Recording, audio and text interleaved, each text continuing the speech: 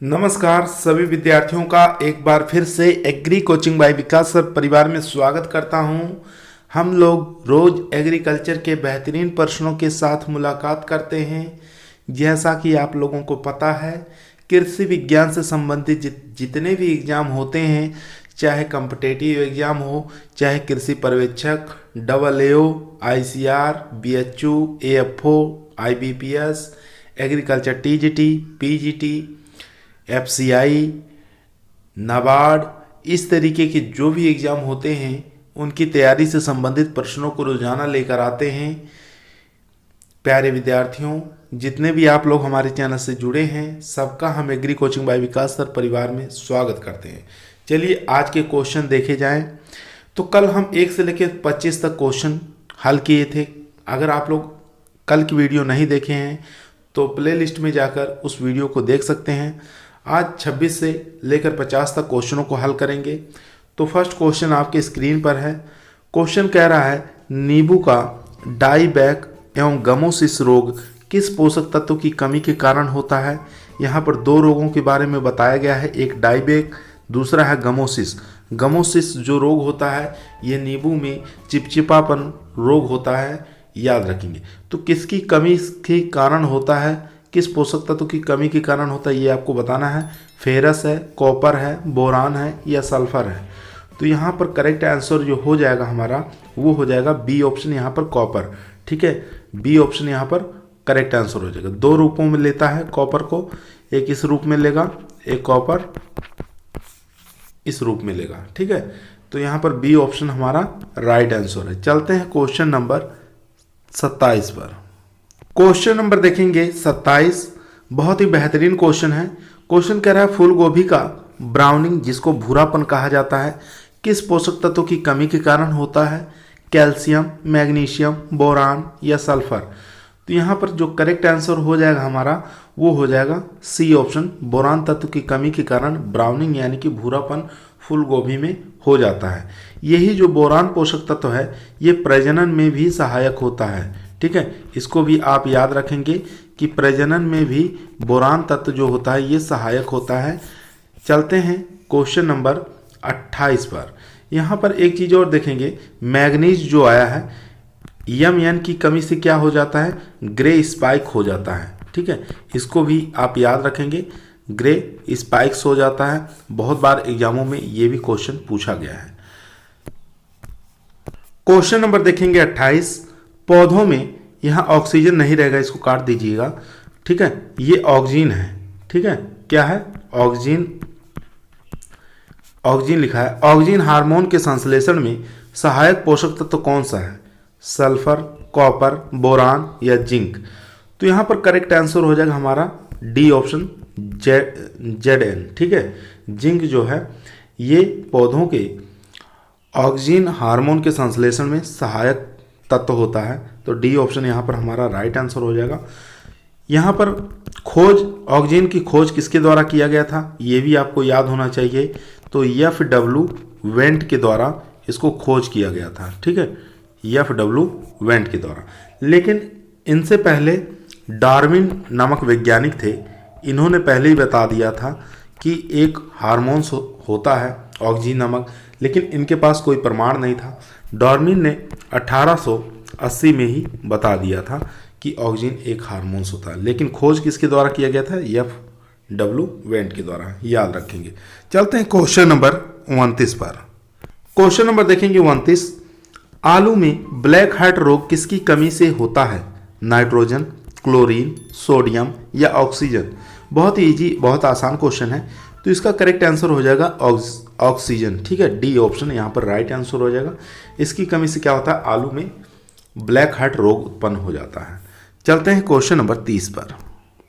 Question number देखेंगे 30, धान का खैरा रोग होता है जिंक की अधिकता से, जिंक की कमी से, नाइट्रोजन की कमी से या तांबे की कमी से।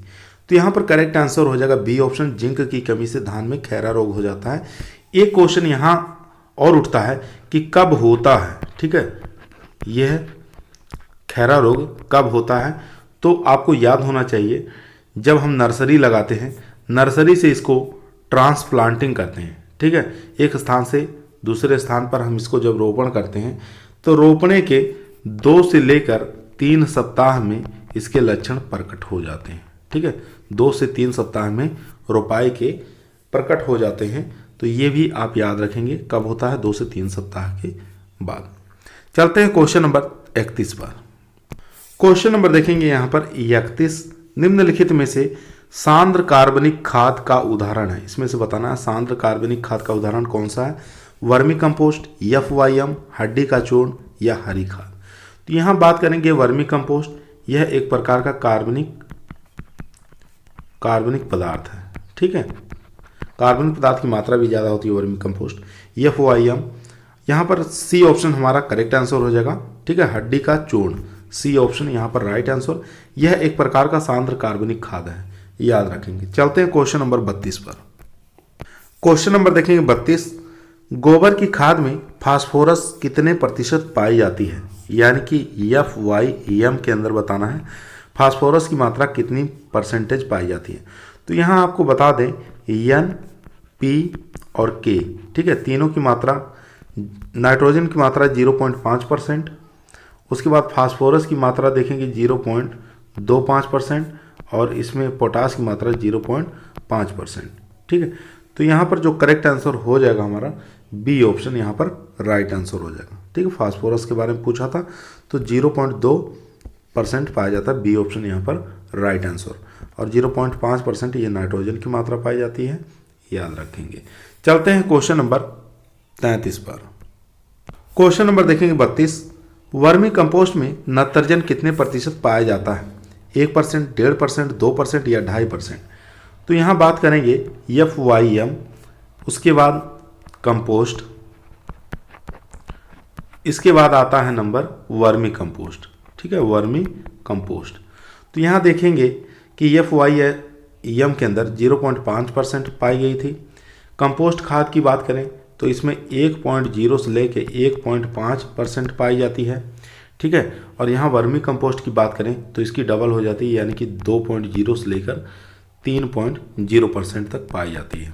ठीक, तो यहाँ देखेंगे तो वर्मी कंपोस्ट के अंदर नाइट्रोजन की मात्रा पूछा है, तो यहाँ पर डी ऑप्शन हमारा करेक्ट आंसर हो जाएगा, यानी कि 2.5%। ठीक है, चलते हैं क्वेश्चन नंबर 33 पर। क्वेश्चन नंबर देखेंगे 33, केंचुए की कौन सी प्रजाति वर्मी कंपोस्ट के लिए उपयुक्त रहती है, एपिजिक, एंडोजिक, आइसिनिया, फोएटिडा या ए और सी दोनों। तो यहाँ पर करेक्ट आंसर हो जाएगा हमारा ए और सी दोनों। ठीक है, यहाँ पर एपिजिक का भी प्रयोग किया जाता है और आइसिनिया फोएटिडा का भी प्रयोग किया जाता है, लेकिन सबसे ज़्यादा हम प्रयोग करते हैं आइसिनिया फोएटिडा का। ठीक है, तो यहाँ पर ए और सी हमारा डी ऑप्शन राइट हो जाएगा। चलते हैं क्वेश्चन नंबर 34 पर। क्वेश्चन नंबर देखेंगे 34, राजस्थान में हरी खाद हेतु उपयुक्त फसल कौन सी। ये राजस्थान के एग्रीकल्चर सुपरवाइजर और AAO के लिए बहुत ही इंपॉर्टेंट क्वेश्चन है, तो इसको ध्यानपूर्वक पढ़िए। सनई, लोबिया, ढैंचा, ग्वार। तो इसका करेक्ट आंसर हो जाएगा यहाँ पर ढैंचा, सी ऑप्शन यहाँ पर राइट आंसर हो जाएगा। सनई का प्रयोग हम जहाँ पर पानी की उपलब्धता अधिक होती है वहाँ पर हम इसका प्रयोग करते हैं, तो ए ऑप्शन यहाँ पर होगा नहीं, सी ऑप्शन यहाँ पर हमारा करेक्ट आंसर है। चलते हैं क्वेश्चन नंबर 35 पर। क्वेश्चन नंबर देखेंगे 34, हरी खाद के लिए कौन सी कुल की फसलों की बुआई की जाती है, ग्रेमिनी, लेग्यूमिनेसी, कंपोजिटी या ब्रेसिकेसी। यहाँ पर करेक्ट आंसर हो जाएगा लेग्यूमिनेसी, बी ऑप्शन। लेग्यूमिनेसी को फेबेसी के नाम से भी जाना जाता है। जितनी दलहन वाली क्रॉप्स होती हैं उसका प्रयोग हम लेग्यूमिनेसी दलहन वाली क्रॉप्स आ जाएंगी इसके अंदर। ग्रेमिनी के अंदर अनाज वाली जितनी फसलें आ जाती हैं ये आ जाएंगी ग्रेमिनी के अंदर। ठीक है, याद रखेंगे। और इसमें एक चीज़ और याद रखेंगे, जो दलहनी फसलें होती है उसमें हम राइजोबियम जीवाणु का प्रयोग करते हैं। ठीक है, राइजोबियम जीवाणु का प्रयोग करते हैं, याद रखेंगे, जो कि सहजीवी का काम करता है। ठीक है, सहजीवी का काम करता है। किसके साथ सहजीवी का काम करेगा, तो जड़ के साथ सहजीवी का काम करेगा, याद रखेंगे। चलते हैं क्वेश्चन नंबर 35 पर। क्वेश्चन नंबर देखेंगे 35, निम्नलिखित में से अखाद्य खली का उदाहरण कौन सा है, अलसी, तिल, सरसों या महुआ। तो यहाँ पर डी ऑप्शन हमारा करेक्ट आंसर हो जाएगा। महुआ को अखाद्य खली के नाम से भी जाना जाता है। तो एक चीज़ और देखेंगे, इसका प्रयोग कब करते हैं, ठीक है। तो प्रयोग भी बहुत बार एग्जामों में पूछा गया है। तो बुआई से 60 दिन पूर्व, ठीक है, बुआई से 60 दिन पूर्व महुआ की खली का प्रयोग किया जाता है, याद रखेंगे। चलते हैं क्वेश्चन नंबर 36 पर। दोस्तों, यदि आप लोगों को एग्रीकल्चर के किसी भी एग्जाम में सिलेक्शन लेना है तो ईमानदारी के साथ चैनल को जरूर सब्सक्राइब करिए। यह आपका परिवार है जो कि सरकारी नौकरी की तरफ ले जाएगा। क्वेश्चन नंबर 36 आपकी स्क्रीन पर है। मूंगफली की खली नाइट्रोजन की मात्रा कितने प्रतिशत पाई जाती है? मूंगफली की खली के अंदर आपको बताना है नाइट्रोजन की मात्रा कितने परसेंट पाई जाती है, 50%, 40%, 7% या 6%। तो मूंगफली की खली के अंदर नाइट्रोजन की परसेंटेज जो पाई जाती है 7.2 पाई जाती है। तो यहाँ पर सी ऑप्शन हमारा करेक्ट आंसर है। चलते हैं क्वेश्चन नंबर 37 पर। क्वेश्चन नंबर देखेंगे 37। फली वाली फसलें कौन सी हो जाती हैं? जो लेग्यूमिनेसी फैमिली के अंतर्गत आती हैं उनको हम क्या कहते हैं? फली वाली फसलें कहते हैं, यानी कि दलहनी वाली फसलें। नाइट्रोजन स्थिरीकरण का कार्य किस बैक्टीरिया द्वारा किया जाता है? राइजोबियम, एजोक्टोबैक्टर, एजोस्पिरिलम या नीलहरित शैवाल। तो यहाँ पर जो करेक्ट आंसर हो जाएगा हमारा वो हो जाएगा ए ऑप्शन, राइजोबियम, ठीक है। और एजोक्टोबैक्टर और एजोस्पिरिलम का प्रयोग हम कहाँ पर करते हैं? जो अनाज वाली फसलें होती हैं, ठीक है, अनाज वाली फसलें या कह सकते हैं ग्रेवेनी फैमिली वाली जो क्रॉप्स होती हैं उसके अंदर हम प्रयोग करते हैं एजोक्टोबैक्टर और एजोस्पिरिलम। यहाँ पर नीलहरित शैवाल के बारे में दिया है, इसको हम बीजीए के नाम से जानते हैं, ब्लू ग्रीन एल्गी के नाम से जाना जाता है। इसका प्रयोग हम धान की फसल में करते हैं, याद रखेंगे। चलते हैं क्वेश्चन नंबर 38 पर। क्वेश्चन नंबर देखेंगे 38। बरसीम में नाइट्रोजन स्थिरीकरण का कार्य राइजोबियम की किस प्रजाति के द्वारा किया जाता है? ये आपको बताना है। बरसीम के बारे में पूछा है तो बरसीम का वैज्ञानिक नाम भी आपको याद होना चाहिए, ट्राइफोलियम एलेक्जेंड्रिनम, ठीक है, ये होता है बरसीम का वैज्ञानिक नाम। इसको हरी फसल का राजा के नाम से भी जाना जाता है। तो देखते हैं किस बैक्टीरिया का इसमें राइजोबियम की प्रजाति का प्रयोग करते हैं। राइजोबियम मेलिलोटी, राइजोबियम ट्राइफ्लाई या राइजोबियम जेपोनिकम या राइजोबियम फेसियोली। तो यहाँ पर करेक्ट आंसर हो जाएगा हमारा राइजोबियम ट्राइफ्लाई, यानी बी ऑप्शन यहाँ पर राइट आंसर हो जाएगा। राइजोबियम मेलिलोटी का प्रयोग हम किस में करते हैं? एक तो रिजिका के अंदर किया जाता है, दूसरा हम मेथी के अंदर करते हैं, और याद रखें कि सेंजी के अंदर भी राइजोबियम मेलिलोटी का प्रयोग करते हैं। यहाँ पे फेसियोली का प्रयोग हम राजमा के अंदर करते हैं, याद रखेंगे। तो यहाँ पर बी ऑप्शन हमारा राइट आंसर है। चलते हैं क्वेश्चन नंबर 39 पर। क्वेश्चन नंबर यहाँ पर 39 आपकी स्क्रीन पर है। सोयाबीन में नाइट्रोजन स्थिरीकरण का कार्य राइजोबियम की किस प्रजाति के द्वारा किया जाता है? अब यहाँ पर आप लगा सकते हैं कि राइजोबियम जेपोनिकम, ठीक है, सी ऑप्शन यहाँ पर करेक्ट आंसर हो जाएगा। इसका प्रयोग हम किस में करते हैं? राइजोबियम की प्रजाति सोयाबीन में प्रयोग किया जाता है। चलते हैं क्वेश्चन नंबर 40 पर। क्वेश्चन नंबर देखेंगे 40। मेथी में नाइट्रोजन स्थिरीकरण का कार्य राइजोबियम की किस प्रजाति के द्वारा किया जाता है? राइजोबियम मेलिलोटी, राइजोबियम ट्राइफ्लाई, राइजोबियम जेपोनिकम या राइजोबियम फेसियोली। तो यहाँ पर करेक्ट आंसर हो जाएगा राइजोबियम मेलिलोटी, ए ऑप्शन यहाँ पर राइट आंसर हो जाएगा। चलते हैं क्वेश्चन नंबर 41 पर। क्वेश्चन नंबर देखेंगे 41। नीलहरित शैवाल एवं एजोला किस फसल की नाइट्रोजन का स्थिरीकरण का कार्य करते हैं? एजोला एक प्रकार का क्या होता है? जलीय फर्न होता है, याद रखें। गेहूं, मक्का, धान, कपास। तो पीछे बता चुके हैं, धान के अंदर हम नीलहरित शैवाल और एजोला का प्रयोग करते हैं, ठीक है, नाइट्रोजन स्थिरीकरण का कार्य करते हैं। ये सी ऑप्शन यहाँ पर राइट आंसर है। चलते हैं क्वेश्चन नंबर 42 पर। क्वेश्चन नंबर देखेंगे 42। एजोक्टोबैक्टर कौन सी फसलों में नाइट्रोजन स्थिरीकरण का कार्य करता है? गेहूं, जौ, मूंग, चना, ज्वार, बाजरा, धान और गन्ना।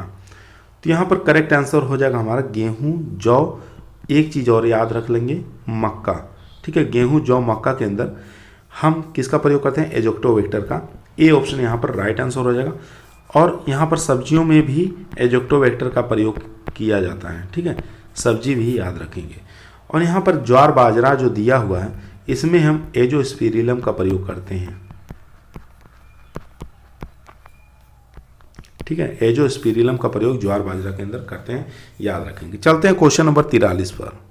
क्वेश्चन नंबर देखेंगे 43, पौधों में फास्फोरस उपलब्ध कराने वाला जैव उर्वरक कौन सा है?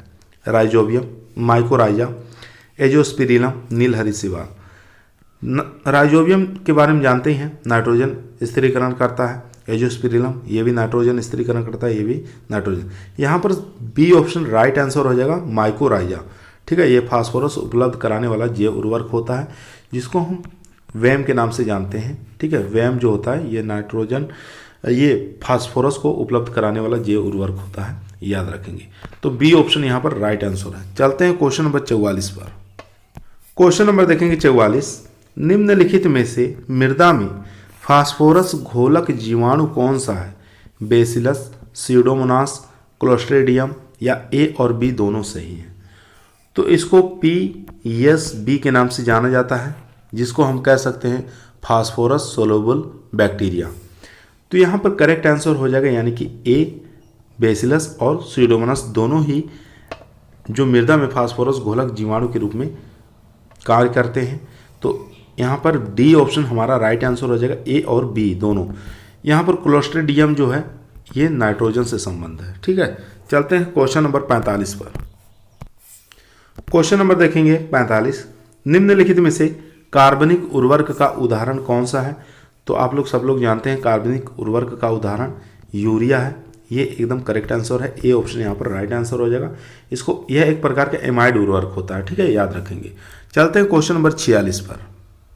क्वेश्चन नंबर देखेंगे 46, भारत कौन से उर्वरकों के लिए आयात पर निर्भर है? नत्रजन युक्त, फास्फोरस युक्त, पोटेशियम युक्त और जिंक युक्त। तो यहाँ पर करेक्ट आंसर हो जाएगा यहाँ पर सी ऑप्शन, पोटेशियम युक्त। ठीक है, सी ऑप्शन यहाँ पर राइट आंसर हो जाएगा। चलते हैं क्वेश्चन नंबर 47 पर। क्वेश्चन नंबर देखेंगे 47, दलहनी फसलों के लिए NPK का उपयुक्त अनुपात कौन सा है? 4:2:1, 1:2:1, 1:2:1, 3:2:1। बहुत बार एग्जामों में आया हुआ क्वेश्चन है, तो इस क्वेश्चन को ध्यानपूर्वक पढ़िए और इसका आंसर दीजिए। इसका करेक्ट आंसर हो जाएगा मेरे दोस्त यहाँ पर 1:2:1, यानी सी ऑप्शन यहाँ पर राइट आंसर हो जाएगा। यहाँ पर 4:2:1 दिया है, ये अनाज वाली क्रॉप के लिए NPK का अनुपात होता है। ठीक है, याद रखेंगे। तो सी ऑप्शन यहाँ पर राइट है। चलते हैं क्वेश्चन नंबर 48 पर। क्वेश्चन नंबर देखेंगे 48, सर्वाधिक आर्द्रताग्राही प्रकृति वाला उर्वरक कौन सा है? Ammonium nitrate, urea, ammonium sulphate, ammonium chloride. तो इसका करेक्ट आंसर हो जाएगा अमोनियम नाइट्रेट। ठीक है, ए ऑप्शन यहाँ पर राइट आंसर हो जाएगा। इसी को क्या कहा जाता है? विस्फोटक उर्वरक कहा जाता है। ठीक है, अमोनियम नाइट्रेट को विस्फोटक उर्वरक के नाम से भी जाना जाता है। तो यह एक प्रकार का सर्वाधिक आर्द्रताग्राही वाला उर्वरक जाना जाता है। A option right. चलते हैं क्वेश्चन नंबर 49 पर। क्वेश्चन नंबर देखेंगे 49, अमोनियम सल्फेट की समतुल्यांकी अम्लता कितनी होती है? 93, 128, 110 या 80। तो यहाँ बात करेंगे 80 जो है ये यूरिया का समतुल्यांकी अम्लता होता है, याद रखेंगे। यहाँ पर करेक्ट आंसर हो जाएगा 110। ठीक है, सी ऑप्शन यहाँ पर राइट आंसर हो जाएगा। अमोनियम सल्फेट का अम्लीय तुल्यांक कितना होता है? 110 होता है। लेकिन एक चीज़ और याद रखेंगे, अमोनियम क्लोराइड के बारे में अगर पूछ ले, अमोनियम क्लोराइड के बारे में पूछ ले, तो उसका तुल्यांकी होता कितना? 128। ये सब याद रखेंगे। सी ऑप्शन यहाँ पर राइट है। चलते हैं क्वेश्चन नंबर 50, जो कि आज का हमारा लास्ट क्वेश्चन होगा। क्वेश्चन नंबर 50 आपकी स्क्रीन पर है, बहुत ही आसान क्वेश्चन है। यूरिया में नत्रजन कितने प्रतिशत पाई जाती है? 46, 82, 26 या 16। तो इसका करेक्ट आंसर हो जाएगा यहाँ पर 46% पाई जाती है। ए ऑप्शन यहाँ पर राइट आंसर हो जाएगा। आज की क्लास आप लोगों को कैसी लगी कमेंट के अंदर बताइएगा।